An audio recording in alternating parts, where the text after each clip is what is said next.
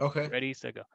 All right, and we're back, y'all. So yeah, here we are. It's me, Asif Ali, with my co-host Antoine Robinson, Big Twan. From the Falcons, brother. So we're getting into some sports topics today. So Twan, I'm not sure if you saw the power rankings from Colin Coward, but he basically had. Let me read this to you.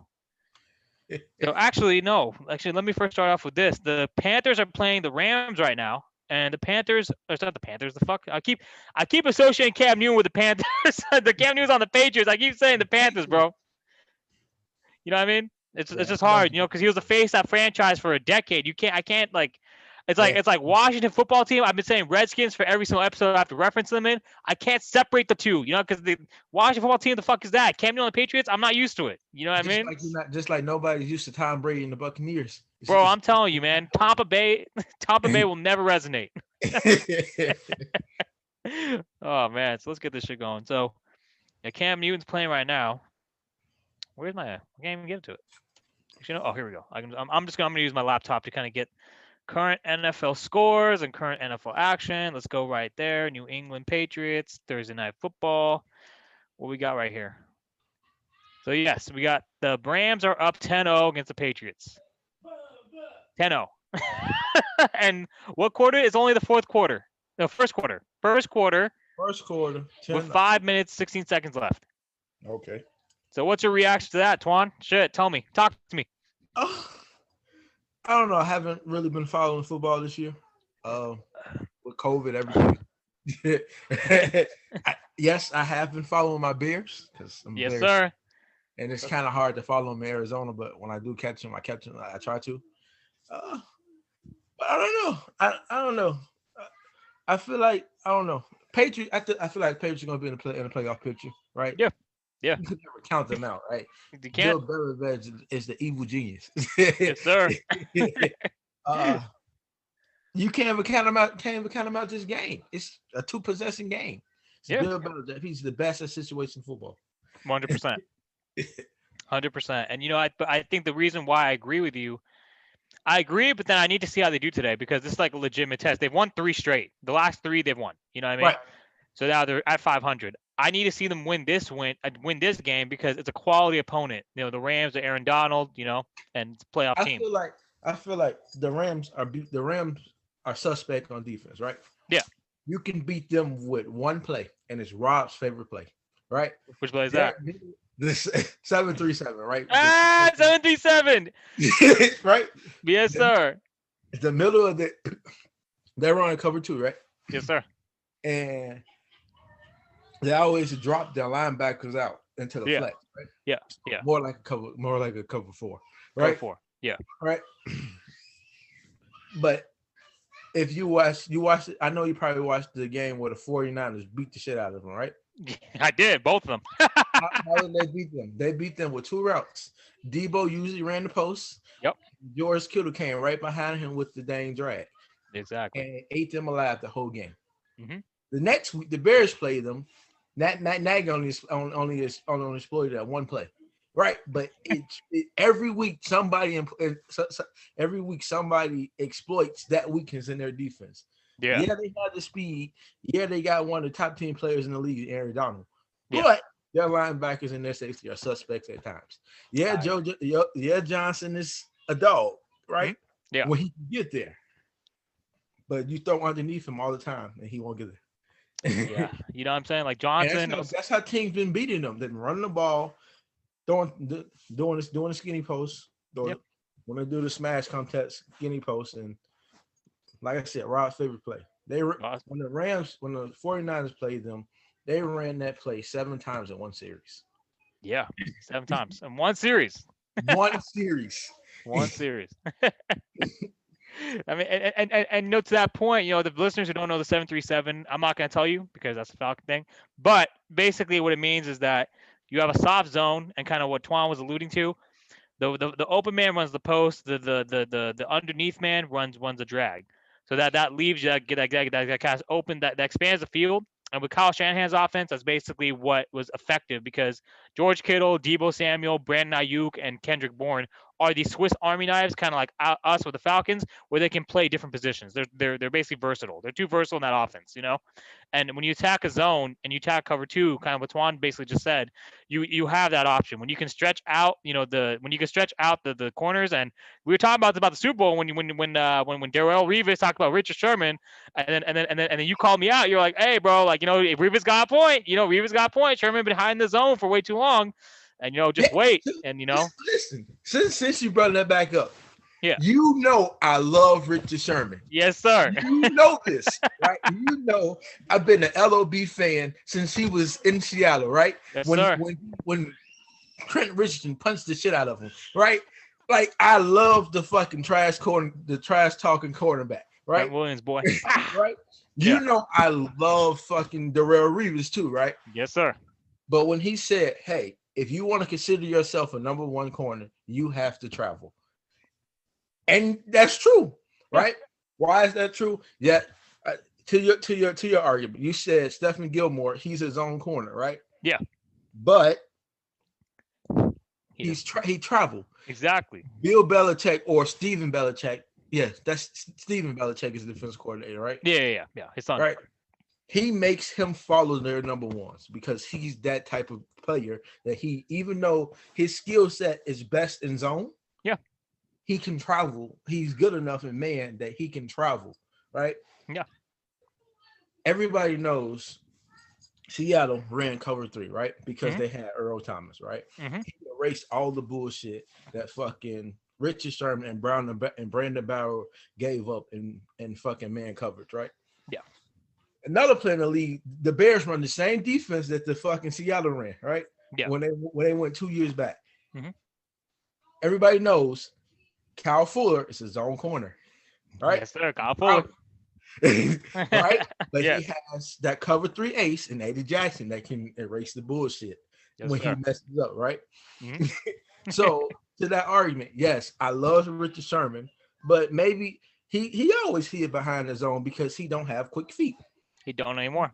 He's smart as shit, and he can diagnose plays at a split second. He just ain't got the hips or the feet. Yeah.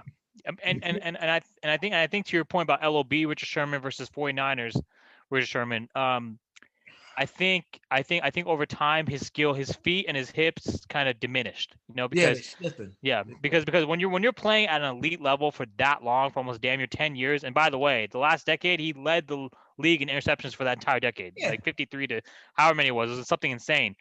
Like and he was always bodying up the best receiver, like in Seattle. He was always going out against Des Bryant, either Crabtree, whatever. He's not whatever, but AJ Jenkins, and it's just Richard Sherman would never back down from a challenge. But if you do that continuously, once you hit 30, and like I can test this, and like one of my college teammates were talking about this. Once you hit 30, everything starts to hurt, man. Your joints hurt, your fucking arms hurt, your muscles hurt. You wake up sore, you're like fuck this, you know what I mean? So it's really hard for you to kind of maintain the same level of athleticism and competitiveness if you're not because your body doesn't recover as quickly anymore. So true. So like I said, I love Richard Sherman. Yeah, I love him. Like I love how gritty he is. I love how he don't back down. Like I love that shit. Just being a defensive player and a player that the fucking goes head first into bullshit.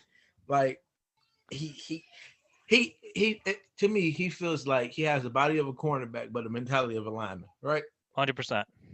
That's what Richard Sherman reminds me of. Yeah. But like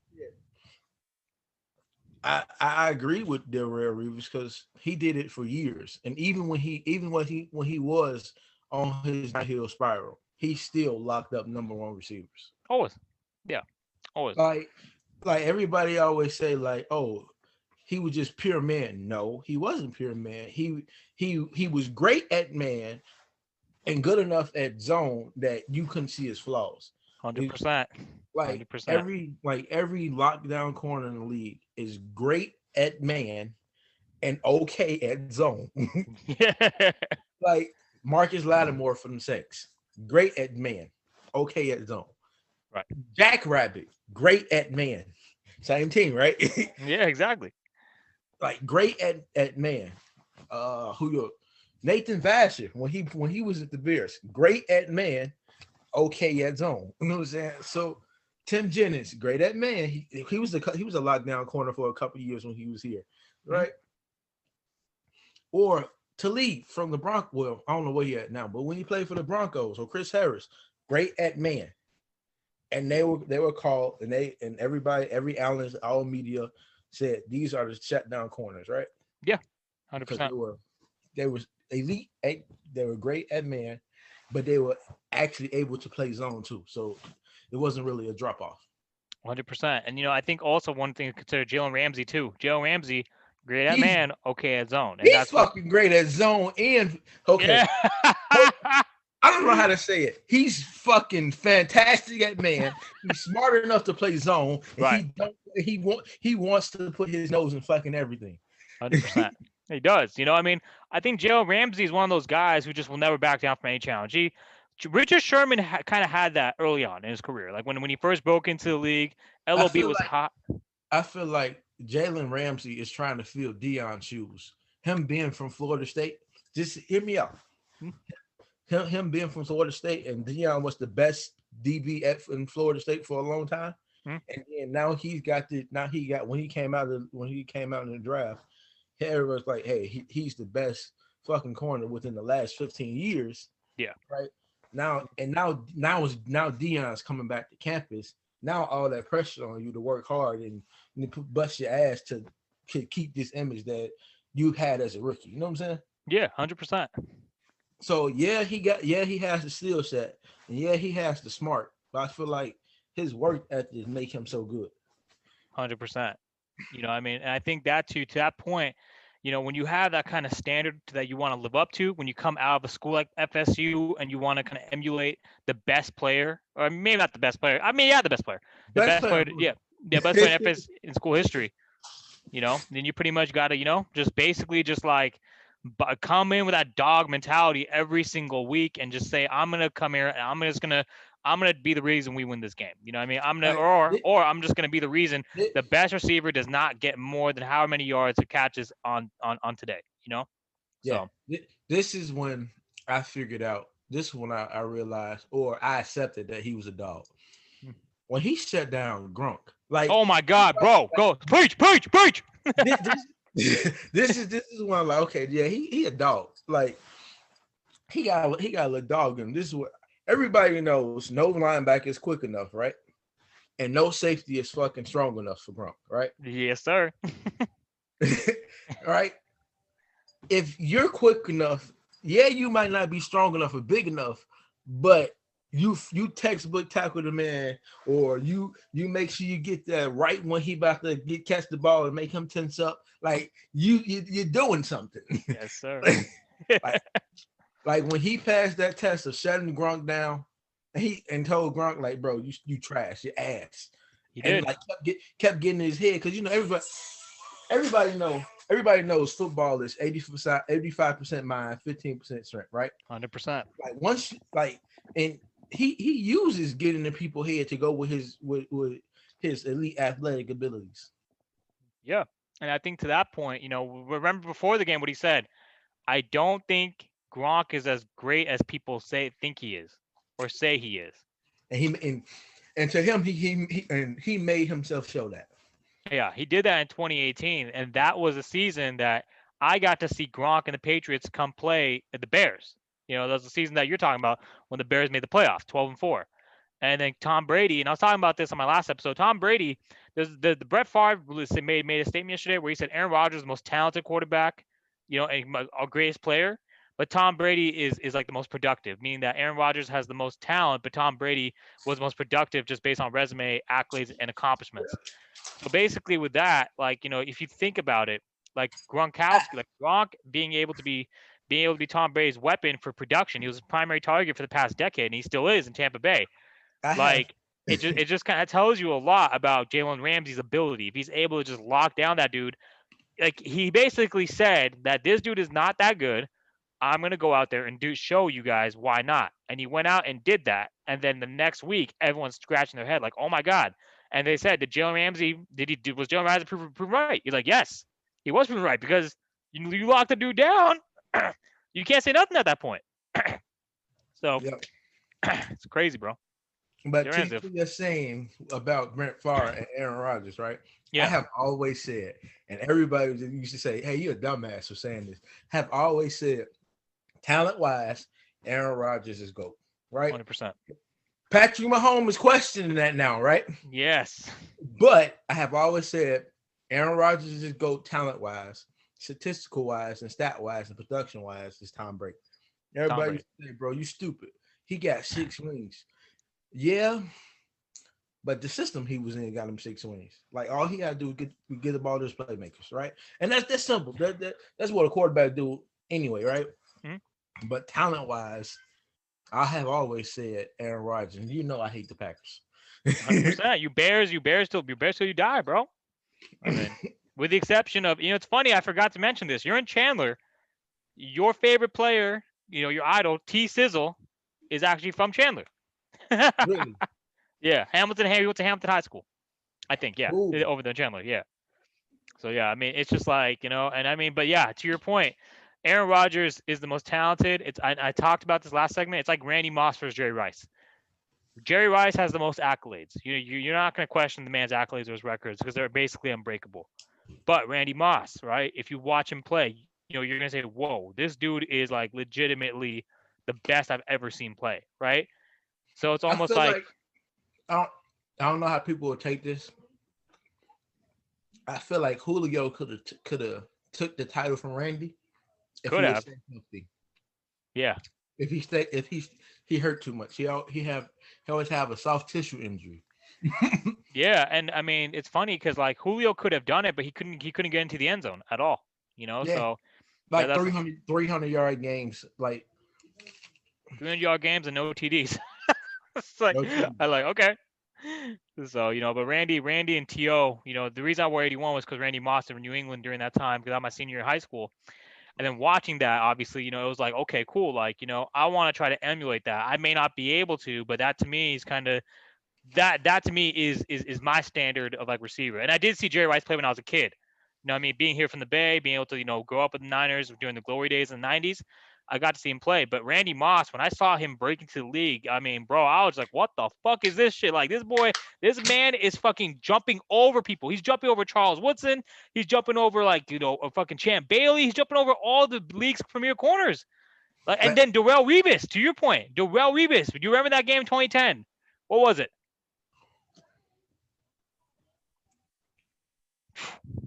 Oh yeah. Yeah. You remember now.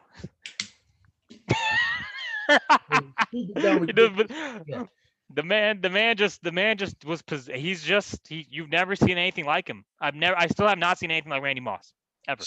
So back to your number picking, right? Let's say how I pick my number. So high school, I wore 52, right? Hmm? Everybody know I love Ray Lewis, right? Yes, sir. I can't play like him. Like I'm not a downhill thumper. Like 100%. I am, but you know what I'm saying? Everybody always like, hey, you quick. Just go play sideline to sideline, right? Yeah. So growing up, everybody molded my game after Brian Urlacher, right? Yeah, he's a thumper, right? But he can cover ground. And I was always able to cover ground, right? It's just like I love Ray Lewis. This is who and like me and my best friend, right? We used to do the Ray coming out like pregame, right? Just to get in the game, just to get into the, you know what I'm saying, feeling up, just to get in the game on, right? And listen to like humbling music, R&B and all that stuff, right? Yes, sir. So when I got elected to play in the All-Star game, right? The Public League All-Star game, right? Mm-hmm. What number you want? It's like, and somebody picked 52, right? It's like, fuck, that's my number, right? Damn. That's my number, right? And then it's just like, what number I got? Oh, T Sizzle. That's T Sizzle's my favorite player, right? 100%. I used to talk shit all the time. That's why I played in. Just talk shit. I used to bully people. I want the biggest. Like I'm only 5'10". Yeah. I was only 5'10", 230 in high school, right? Yeah. I want the biggest, but it was just like, all right, Sizzle ain't the biggest, but he was fucking people up. Yeah. So when I got invited, my coach is like, because he like the players that got elected with me, they were dogs. They were stupid dumb good. Yeah. I just worked harder than everybody else, right? Mm-hmm. So when we got to practices, I had to earn my spot to start. They shit was just given, right? Yes, sir. So that whole 2 weeks of all-star practice was like I was just whooping ass. Never Yeah. was like, what the fuck was this at? Well, like it's dog eat dog right now. Like I love y'all my brothers. But fuck your spot. Exactly. Your spot, and your spot. We the eat, boy. We the eat. Right? Yeah. That's how I got 55. If you want to know how I got 2, this is my baseball number. Baseball. Who is my baseball number? I played shortstop. Your shortstop. Yeah. I played a lot of positions. Just like football, a lot Yeah, of by positions. football, multi versatility, versatile motherfucker. Freshman year, I played right field. Yeah. Even though it's the most boring spot on the baseball field, right? Mm-hmm. I had a really quick reaction time and I had a really good glove, right? Yeah. I didn't have an arm yet. Yeah. I had a glove, right? Yeah. And I read the ball pretty easily, right? Mm-hmm. Sophomore year, I went from right field, center field. Mm-hmm. Got a lot of action. That's when I developed an arm. Yeah. A lot of action. Yeah. And like I said, I was 5'10", 230. So I'm a big boy playing center field. Big boy. Like this. this. Right? I'm a big boy playing center field. Yeah. And what was it? Some games I played catcher, some games I played right, some games I played first baseman, some games I played third. It was just like whatever we need. Like all of us in play shit. Like we're teenage kids. Yes, sir. You could go where you need it. Like, and I guess that's where it developed. Like, because I hated baseball. I hated it, but baseball was my granddad's sport. So this was something that's what me and him bonded at, right? Yeah. Sophomore year, I played second base. My granddaddy died, right? Mm-hmm. Freshman year, I had number 26. It was just number they gave me, right? Mm-hmm. Sophomore year, my granddad passed in February. He said, "I want you to wear my baseball. I want you to wear a number I wore." Mm-hmm. He wore number 2. Yeah. So junior year came around and got number 2. Fucking, I was playing I was playing shortstop and second base, and you know Kevin Edinburgh. Yeah. If you ever knew the games I played outfield, he'd tell you like we used to get in trouble a lot by the coach, right? Yeah. It'd be a fly ball, ground or a fly ball, it bounce, I get it, and the coach would be like, eat it, like don't throw it. And like me and him had this chemistry, like, and we used to practice it a lot. Like I had an arm by then, so she was like, nigga, I know you can get it there. Yeah. Just throw it. Yeah. Coach would be yelling, eat it. And he'll look at me like, I got you. And I used to be like, if you drop this ball and I get pulled from this game, it's gonna be me and you. So one play, dude hit a deep fly ball to center, right? Yes, sir. Coach like, eat it. And I'll have an arm, right? I'm a big dude. I lift weights and all that stuff, right? Mm-hmm. He like, throw it. I'm like, so I'm hopping, I'm holding it. I'm like, you sure? He said he's sure. Got the man. The coach is like, where the fuck did that come from? Where did that come from? Why y'all don't do that every game? You told us not to do it. like he saw it in practice. Like we used to practice all the time. That's why we so confident in doing it. Right. He was just like, where did that come from? Yeah. So it happened like once every game.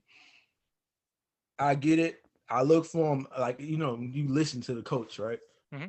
He'd be like, eat it. And then sometimes he'd be like, nah, you better throw his ass out. All right. Threw my shoulder out my senior doing that. Well, I mean, you know, it's a good life learning lesson. You know, I mean, it's funny you talk about baseball. One of my good friends, Lofa Tatupu, was on, and he talked about kind of his upbringing. And football was his number one sport, but baseball was, you know what I mean? And kind of, you know, the lessons, kind of the mechanics that, you know, baseball basically, you know, it teaches you kind of like, you know, how to like rotate, how to move your hips, how to like, you know, get your stance and like, you know, get your feet grounded, you know, especially in the dirt. So, I mean, it's interesting how like, you know, you also kind of had that parallel of being like a multi-sport athlete, you know. I feel like, yeah, I'm not the fastest. Everybody know I'm not the fastest, but everybody know I have quick. My feet not quick, but I'm quick. I'm twitchy. Yeah. Right. And I feel like baseball played a very important part to that. Because stealing bases for me was fun. Like, like I used to get in pitchers' head. Like I knew as soon as they lift their foot, they come put it back down. Right. Yeah. Like I knew the rules. Mhm. Like you know me, I'm not extremely gifted athletically, right? Right. But I use my smarts to Yep. make Not in mine. my Yep. deficiencies, right? Yeah. Yeah. So me knowing the rules, I knew once he go to, you know what I'm saying, start his pitch, he can't come back and throw me out, right? So Yeah. every time he got in a motion to, you know what I'm saying, throw it to deliver his pitch, it's the haul ass the second, right? Yeah. It did like I'm telling you, we used to win games off my smarts. Like I'm not no bullshit.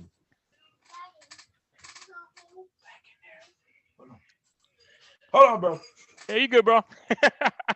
Wait, Cam. Mr. Antoine Robinson has daddy time to tend to. We fit listeners, but you're here listening to him. Listen to him. It's we talking about Jalen Ramsey. We talking about we're talking about Rogers Favre, for Rogers Brady, and I think we're in agreement on most of the points. But here he is. He's back. All right. So it used to be games to like we played one game and we were losing like we were playing the Wells and we were like down by like 3 at the at like the bottom of the 6, right? Yep. And I don't know how we rallied. I can't tell you how, right? Yeah. I don't know. It's just I don't know. The sports guys were just in our favor, right? Right. But I stole 3 bases that game. And like I said, I always been chubby, I always been big, but I'm the most athletic fat boy you'll meet. Right? But most every time I stole, like this is like, I swear, don't laugh. Like high school, I was chubby, right? I had the nickname Twinkie, right? The baseball coach used to call me Twinkie, right? And this is how it went every fucking game. Like I stole at least 2 bases a game. Just off him trusting me and me trusting him, right? Like I'll lead a little bit, right? Right. And he'll be like, he'll yell from third base, Twinkie, get you some, right? I know that like I know what it means, he know what it means. Everybody on our team know what I mean. Nobody knows what the fuck it means because nobody fucking looking for the Twinkie word, right? Right. So so he every game, Twinkie, get you some. Okay. I take a little and enough for him. Get you some more. So like most of the time, I'm like halfway in between bases, right? Like so now I'm watching, and then all you hear, Twinkie, go, and you see me hauling ass, right? Yeah. And then the back hitch is like shit. Like as soon as the back tries to throw me out, all right, I'm already there. You can't throw me out now. It used to, and I guess like him doing that, like I used to shuffle a lot. Like him making my feet good, I used to have to do the ollie shuffle for like an hour a day. Yeah. And baseball practice. What boxing got to do with freaking baseball? I don't know. But the way he used me, it was just like, hey, we're gonna do this a lot. We gotta get you used to switching your feet really fast. Yeah. It was fun. It was fun, man. You know, Baseball played a part of me becoming twitchy. Yes, sir. Oh, I forgot. You Sox or White Sox Cubs fan? So I never chose myself, but I'm a White Sox fan. Okay. This is how I became a White Sox fan. As you know, I met Jermaine Dye and Paul Konerko. Yes, sir. Jermaine Dye.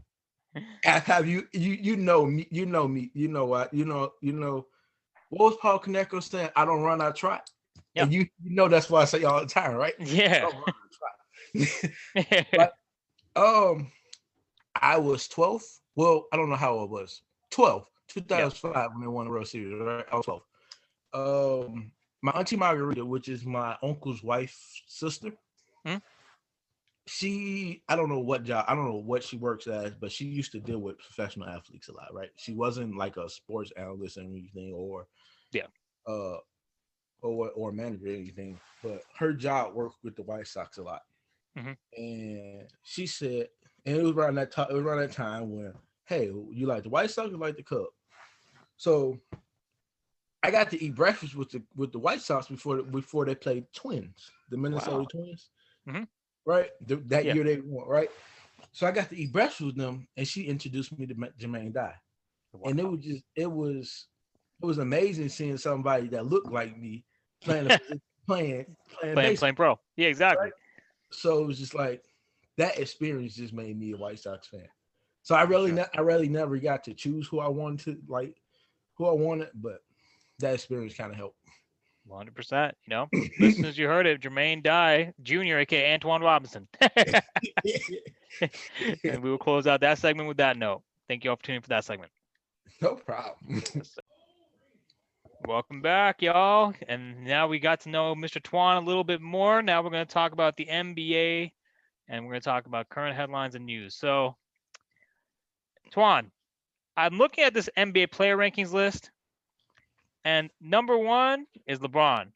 Number 2, Anthony Davis. And I agree with that. I agree with that. I agree with that. I agree with that. Number 3 is Giannis. Let me look at this a little bit further. 3 is Giannis. 4 is 3 is Giannis. 4 is maybe I look at the wrong. But actually, this is CBS Sports. They have Giannis ranked number 3, and they have Kawhi ranked number 2, which you can make the argument.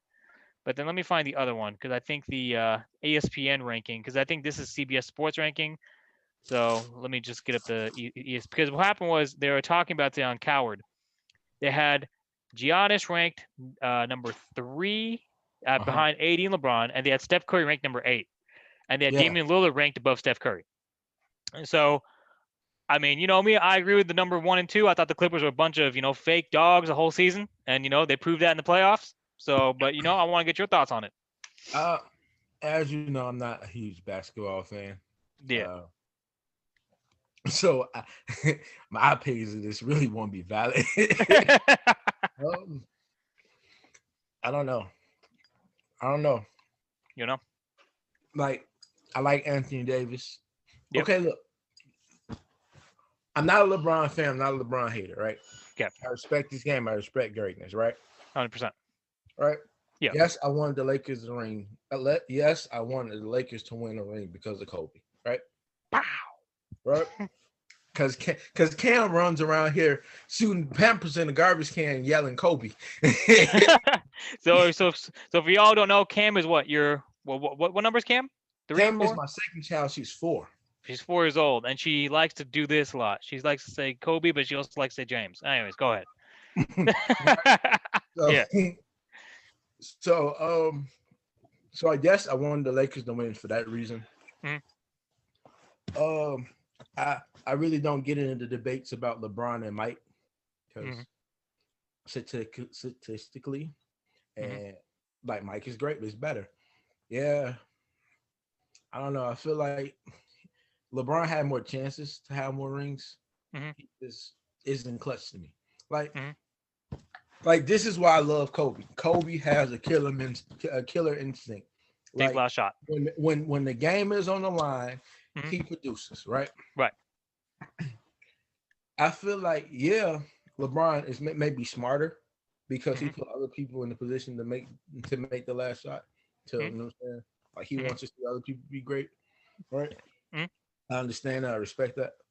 Yeah. But to me, like if you're the dog of the team and you're the face of the league, I expect you to come up big in the biggest moments, right? Yeah. Like the year they won, like the year they came back from a 3-1 deficit from Golden State, right? Yes, sir. Yes, his block was the biggest moment for him. Even though Kyrie fucking put up the 17 points, but he has always been a closer. Like everybody knows LeBron is a closer on this team. Yeah. You might be biased because you're a Lakers fan, but this year, AD is his closer, right? AD's closer, yes, sir. Right. If you go back to his earlier years, it was Mo Williams and Danny Gibbs. Mo Williams, yep. Yeah, you go back when then it was Kyrie, then it was Ray Allen, then it was D-Wade. Like they're a closer. But like I said, LeBron always needed a closer. Yeah, he can get you stats, right? But he's not a closer. Yeah. So that that had always been my knock. I'm like, hey man, if you're the face of the league, why do you need closer? But like I said, I respect his greatness. 100%. You know what I mean? And I think the difference of opinion is I mean, it's not invalid. You know what I mean? It depends on kind of what you're looking for.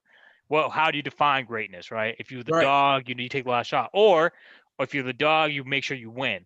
or you know what I mean? So it just depends on kind of how you define Like, it. You know? like I said, I respect that he's smart enough and he's not as selfish to like he put other people in big moments to succeed, in positions to succeed, and I like. 100%. Yeah. And that's exactly it, you know what I mean? And that's to me why, you know, he's and it was funny when my first Zoom call I did for the 81 podcast last week with Darius Prince, who we're probably gonna have on again pretty soon, hopefully. We're talking about it, and like we're both LeBron James fans for the same reason, for the reason that he tries to get his teammates involved. He wants to make his teammates better. He doesn't care who gets to shine, you know what I mean? And then depends on kind of the type of player. Like if you're a Kobe, if you're Mike Jordan, you're gonna want to Right, take that last shot, and so the shine's all on you. So it just depends on kind of what you look for, you know what I mean? I mean, you know, and also we can also cite instances where LeBron has taken last shot. We can cite instances where Kobe and Mike did not. They deferred to teammates because they had a better look, you know. But it just there's no right or wrong answer. I think. I mean, right. and it's funny because this is what I talked about in my last episode. It's like greatness. What do you look for? You know, it depends on the individual, kind of what they look for in each individual player and each individual great. And your definition of greatness will vary based on your player. So. But I just think these rankings are pretty on par. You know, Luka Doncic was ranked top 5. You know, and obviously, you know, fans have just gone crazy over these 2021 rankings. You know, for the coming season. Let me pull it up again from ESPN because I can't pull it up. Can't pull it up directly from the. For some reason, it's not. Oh, here it is. Yeah. So Lillard's rank over. Here it is. Okay, so let's go down here. Lonzo Ball is too high. Let's go scroll down all the way down. Okay. This is stupid. This is only telling me Lonzo. I don't care about 91 to 100, Twan. I only care about your top 10. Like, give me the top 10. I don't care about the top 10, bro. I don't give a shit about who's 50 to 55. You know what I mean?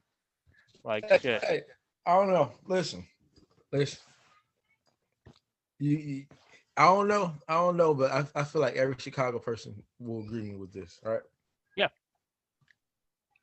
If Derrick Rose never had them 2 injuries, it'll be his league. That man is the most dangerous man with a fucking ball in his hand, right? I agree. 100%. Yeah, wholeheartedly. Like, okay.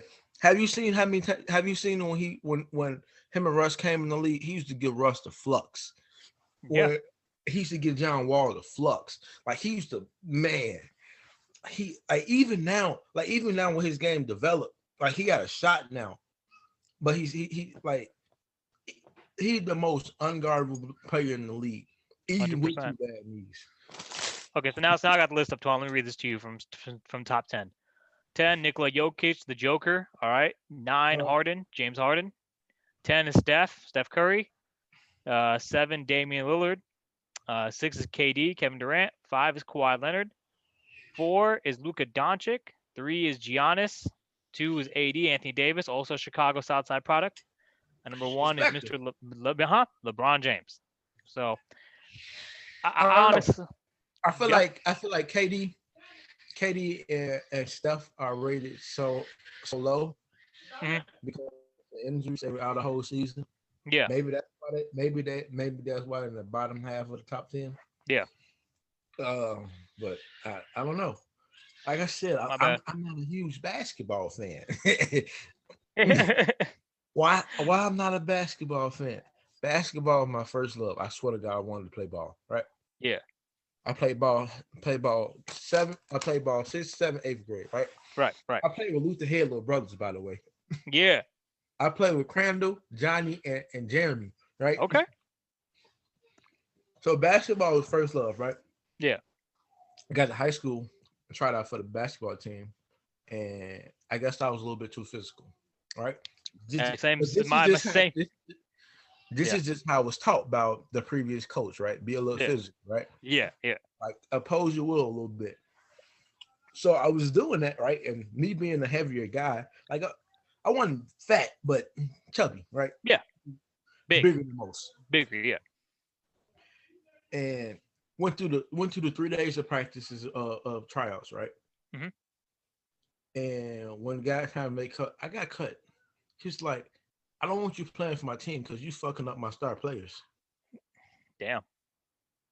It's like, bro, your star players don't know what it feels to get defense put on them. Like, this is how it's taught to play. You know, and it's funny. It's funny because I also had the same issue. I wasn't big like you. I was also undersized coming up, but I would play physical, and I would be a great rebounder under the rim. Like I don't care how tall you can be, 6'5", 6'6". I'm snatching that shit out of your hands. You know what I mean? Right, you ain't gonna outwork me, right? You ain't gonna outwork me. You know what I mean? And that same principle applies to football, as you can attest to as well. But the whole point of it is just like, obviously when you play that sport, I think the issue is, because like when you go like this, when you block in football, right? You grab, use your You legs, impose right? your will. Exactly. But when you do the same thing, when you do that in basketball, they call it moving screen, and they kept saying that's a moving screen. Hey, what's going on?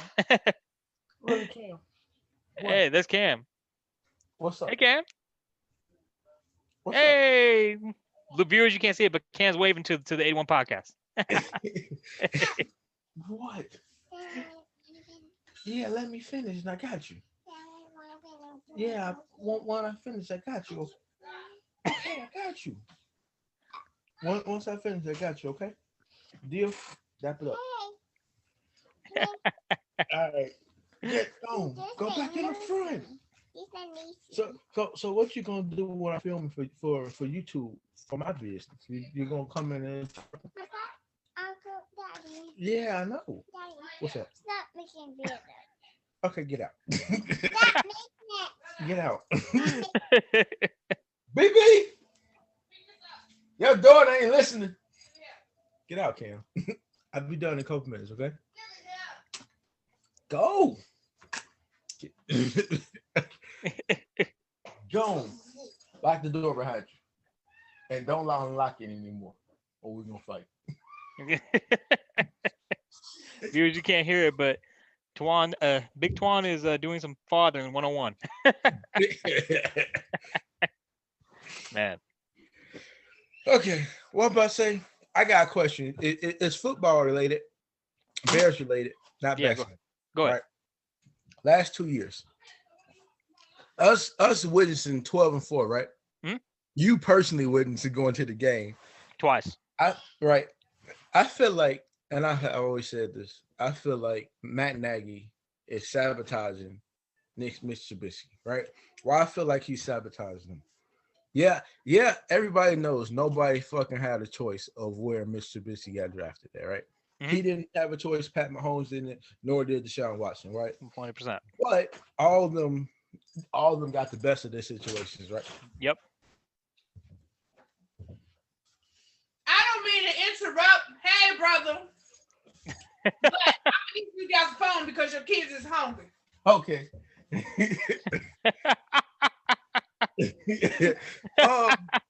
We about to close. All right, 10 minutes.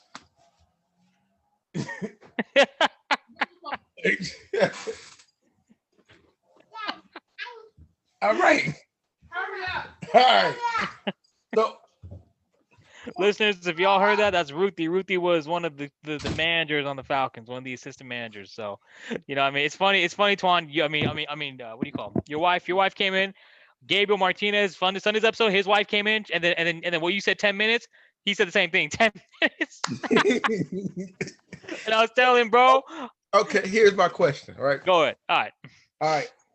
I said, would you witnessing what happened in 2018 with the Bears, right? Yes, sir. Everybody know if we didn't have double doink, we could have probably had a Super Bowl, right? Absolutely. I feel like I feel like even though nobody could control when Mitch Trubisky, Deshaun Watson, and Pat Mahomes went, right? Mm-hmm. Everyone played the cards they would do, right? Yeah. I feel like Matt Nagy got there. His first year was when the analysts kept saying, "Hey, Mr. Trubisky is holding the team back. Yeah. Mr. Trubisky needs to be a pocket quarterback." I feel like he let that get to his head, right? I feel like he instead of him saying, "Hey, let me mold my offense to the strength of my players," yeah, it was let me mold my players to my offense. Yes, and sir. that's when the shit went on a downhill spiral. Like I feel like when Mitch Trubisky got benched week 3, it exposed the real issues. Yeah. Do you think that is going to cause for him being fired? I mean, I think there's a multiple reasons why he's going to get fired. I mean, if you look at it, one of our guests on yesterday, actually, Jason Venkis, he was talking about it. He's like, as a Bears fan, he's like, why do we still have this guy as head coach? You know what I mean? And I think, kind of to your point, I think, yes, it's obviously trying to fit players in his scheme. And once defenses in the NFL, and I saw the same thing with Kaepernick. Defense in the NFL catch up real quick. It's like that. They can basically watch a year of film, 1 year, 1 season, and then they know exactly what you're going to do. Then they take that away from you. They take away the read option. They take away the zone. They take away, kind of the RPO. What do you do in that situation? And I think I feel like even if they try to take away the option, like that's like to that point, Kyler Murray, Lamar Jackson, even Josh Allen. They have a nice arm, right? Mm-hmm. But their feet sets up their arm, right? Yes, footwork. Mitch Trubisky is the same fucking way, right? Yeah. If you know this, why not design some plays when he rolls out? Because he's 10 times better rolling out and throwing on the run than he is in the pocket.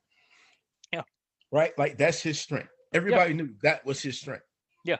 Like scouts and everybody coming out of college. Hey, he's a better dual threat than pocket. Yeah. Everybody knows that. Why are you forcing this man to be a pocket quarterback when you know that's what he's never been? Yep. You can't change something that someone's been their whole career. 100%. And I feel like the way he was drafted plays an important part too. Like he was rated number 1. Like he was the number 1 consensus pick, right? Yeah.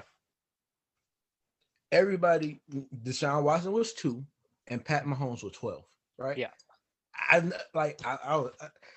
wanted the Bears to get Mr. Trubisky because he was number 1, right? Yeah. Even though they had a 3rd pick, right? Yeah, he was number 2. Number 1 rated. He was number 1 rated quarterback. Yeah. Right. And Solomon Thomas was supposed to be the number 1 pick, but I don't know who went number 1 that year. Myles Garrett. Right. Yeah. So it was like I wanted them to get Mr. Trubisky because everybody said, hey, he's the consistent number 1 quarterback, right? That had Deshaun Watson 2, and they had fucking Pat Mahomes 12 because they said, yeah, he makes fireworks, but he's too fucking. He plays like he's in the playground or something like that, right? Yeah. And that's what. So everybody was just like, so everybody like, oh, this is what y'all drafted him this high. Well, if you looked at the big boards, he was fucking the number 1 rated. He was the best available. Yeah. Like if he had a year to develop behind a quality quarterback, like Pat Mahomes did with Alex Smith for a year or 16 games, right? Mm-hmm. And played week 17. Mm-hmm. Mr. Trubisky got to fucking learn behind Mike Glennon, the fucking giraffe, for 5 fucking games. Yeah. And got thrown into the fire. Yeah. like I said, all of them playing the cards they dealt with, right? But who's to say, like, if Pat Mahomes drafted to the Bears, which the Bears can't develop a fucking quarterback to save their life, right? Just me as a Bears fan saying this, right? Yeah. If Mr. Trubisky went to Kansas City, he would have had a Super Bowl, right? Why? Yeah. Because Andy Reid offense around his fucking greatest offensive mind in NFL history. Right? Yes. He builds his offenses to they're tailored around his quarterback, right? Yeah. Yes, he loves the deep ball, right? Mm-hmm. But like when Nick Foles was there, he had his best fucking year as a pro, right? Alex Smith was there, he had his best years as a pro. Mm-hmm. Pat Mahomes there, he's fucking private league MVP again. Yes, sir. Right? Yeah. Andy Reid tailors his fucking offense to his quarterback. He tailors to their strengths. He puts people around them that's going to make them great. Travis Kelce, best fucking tight end in the league, right? Yes, sir. Fucking Tariq Hill is the best fucking deep ball threat in the fucking league, right? Yeah. Yeah. But why is he? That's why he has success. Like, and everybody be like, oh, you know what you're talking about. When Mitch Trubisky first year, he had Dontrell Edmond, who's probably not in the league anymore, right? Yeah. He ain't no. He had fucking Kendall Wright, who's not in the fucking league anymore, right? Yeah. He had his second year, he had Trey Burton, who was hurt fucking the whole year after his first year. Right? Allen Robinson, who was his most consistent. Taylor Gabriel, who fucking had a concussion every other week. Yeah. Like, how could you say this man is a bust and he's just playing with he's making the best out of what you give him? Yeah. Like, this is why I say week 3, even though he was losing that game, right? I feel like Matt Nagy made up in his mind, like, hey, if this man throws an interception, I'm just gonna bitch him, right? Because he was pissed the whole game. Yeah. Right. Yeah, Nick Foles won that game, and yeah, he won 2 games after that, right? But that's it. You know, he gives you a little spark for a couple of things, and that's it, right? Yeah. I felt like Matt Nagy was just like, hey, I got the quarterback I want, and I'm just gonna lose with him. I can't go back to Mr. Trubisky, even if he's the better option. Like, numbers don't lie. I swear to God, you taught me this. Like, you would tell you would say this all the fucking time, right? Numbers don't lie, right? Right. Yep. Numbers don't lie. This whole fucking season, right? Yeah. Mr. Trubisky has averaged 300 yards, 24 points, right? Fucking Nick Foles has averaged 230, 17. 230. Yeah. 17 points. His first game back from his benching, he put up 25 points. So obviously numbers are saying this man is the better option, but your ego is saying I don't want him. Yeah. I feel like Matt Nagy had it made up in his mind, like, hey, if we losing, Mitch Trubisky is my scapegoat, because the analyst is already saying he's ass. The analyst is already saying he's the reason we can't win. Yeah. But if you look at it, you have a written record because whatever fucking ass he pulled out of his ass. You know what I'm saying? So I feel like Mitch has always been a scapegoat, even when he got there, because it wasn't the quarterback that he drafted. So when shit went downhill and the defense couldn't bail him out games, or it just wasn't clicking, it was just like, oh, Mitch is the reason why. Yeah. But last week, Anthony Miller came out and said, when he called the defense out, and he called them out and said it was a piss poor, there was a piss poor, has the pride, and it was a piss poor excuse as a game. Yeah. He called Matt Nagy on this bullshit. It's like, hey, I wish you call plays that we practice, that we game plan for. And I was just like, oh, why are you not playing? Why are you not calling the plays you game playing for? Yeah. If you game plan, you're game planning to exploit the weakness to win, not to just go back to being pretty. Yeah. I mean, and that's a good point, because if you think about it, when you try to drop these plays in practice, you know, you rep, you know, you repeat them, you know, consistently throughout the week, the walkthroughs and all, and you know, up leading up to game day, like you need to execute those plays, you know. But then obviously, you know, if you switch them on the fly, you know, in the game, then yeah, I mean, it raised a lot of question marks, you know. Obviously, like, you know, for us, you know, when we play, you know, I mean, semi-pro is a different beast. You can just draw whatever the fuck you want. But I mean, with me playing JUCO ball, me playing arena, you know, it's a little different. It's like a little bit more organized. You know, you gotta whatever you practice during the week is what you call during the practice. And to your point, you know, it's funny. It's like almost like the Doug Peterson issue, because Doug Peterson is happy that he's going with Jalen Hurts because that's the quarterback. But Carson Wentz isn't going to be the guy. Like he doesn't care about Carson Wentz anymore, even though.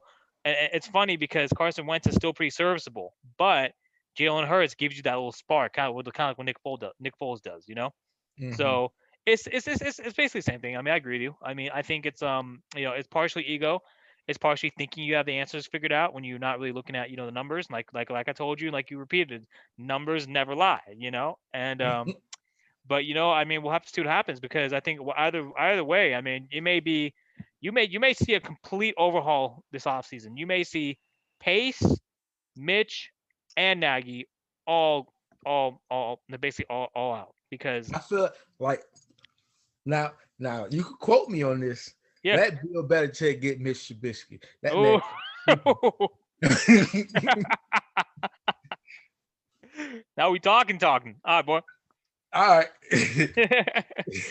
I mean, you see Cam Newton. Cam Newton's having a career resurgence. I mean, Patriots are losing right now, but if they end up winning the game, I mean, and they somehow make the playoffs, we're gonna say Bill Belichick is a genius because he is. You made Cam Newton have a career year when everyone was fucking riding his ass off. It'd be the same thing. Like if he's able to get if Bill Belichick or some other like veteran respected coach in the league who knows how to kind of groom quarterbacks, whether it's like an Arians or like a Andy Reid or whoever actually needs a quarterback. Or Sean Payton. Kind of like because everybody when Mitch was compared to Drew Brees, right?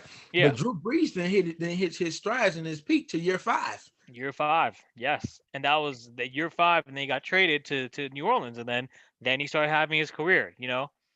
So and that's actually what I talked about in my last episode. I was like, the Colin Cowherd had this list of 25 years like power rankings of franchises. He put New Orleans as an elite franchise. I said, nah, bro, because New Orleans was never elite until Drew got there. So 15 years of being elite, you know what I mean? And then that's it. Like I'm not gonna say 25 years of elite, because they predicated their success on Drew. So anyhow, but yeah, I totally agree. I think I mean, then again, I can't say for certain because you don't know if it's the coach, you don't know if it's a QB. It's like the chicken and the egg, like Tom Brady, Bill Belichick. Tom Brady leaves, he's doing good, but Bill Belichick's doing pretty good too. You know what I mean? So great quarterbacks, great coaches. I mean, they make it work somehow. So, but I think, you good now, bro? Yep. All right, Antoine, thank you for joining the A1 podcast, boy. Take care. All right, no problem.